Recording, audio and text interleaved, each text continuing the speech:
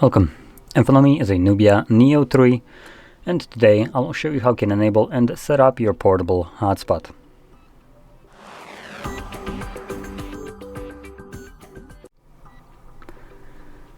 So, to get started, swipe down from the top of your screen, and swipe down again, which will extend the list of visible toggles, and locate the hotspot toggle.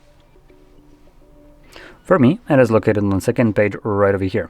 Now, if you can't find it on your end, it might need that you would need to add it, which you can do so by clicking right here on this pencil.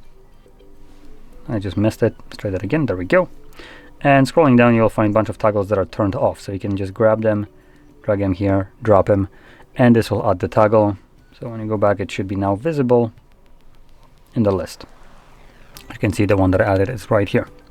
Anyway, once you have your hotspot visible in here, hold it the first time around, and this will quickly take you to the settings. The reason I'm telling you to navigate into the settings is because under the setup Wi-Fi hotspot, you will find a randomly generated password. Now this one isn't randomly generated as it has only numbers. That's not normal. Typically it's a mixture of letters and numbers. Now, I do recommend always removing the password that is randomly generated and setting up your own, which obviously will be a little bit easier to remember. So I'm gonna make mine very simple. Click on OK. Simple, just because it's a hotspot only and my memory is simple as well. So, it will need to have at least 8 characters in length, as you can see. If it's below that, it won't let you save the change. Now, from there, once you have changed this, you can close this up, find the toggle, and simply tap on it to turn it on whenever you want to use your hotspot. And once you're done using it, you can tap on this toggle once again to turn it off. As one of the things that it does when it's enabled, as you can see, it turns off Wi-Fi. So I'm going to show this right now. You can see it turns it off, and then if I tap on it again to turn it off, oops, there we go.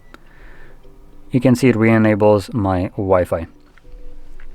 So that's one of the downsides. There's not enough antennas, so it can only do either Wi-Fi or hotspot, and if it's either receiving it, then it's not broadcasting it.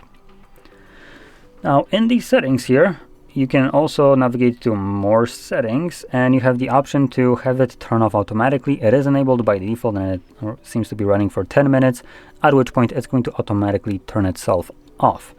Now, I'm pointing that out for 2 reasons. Number one, sometimes this might be a hindrance.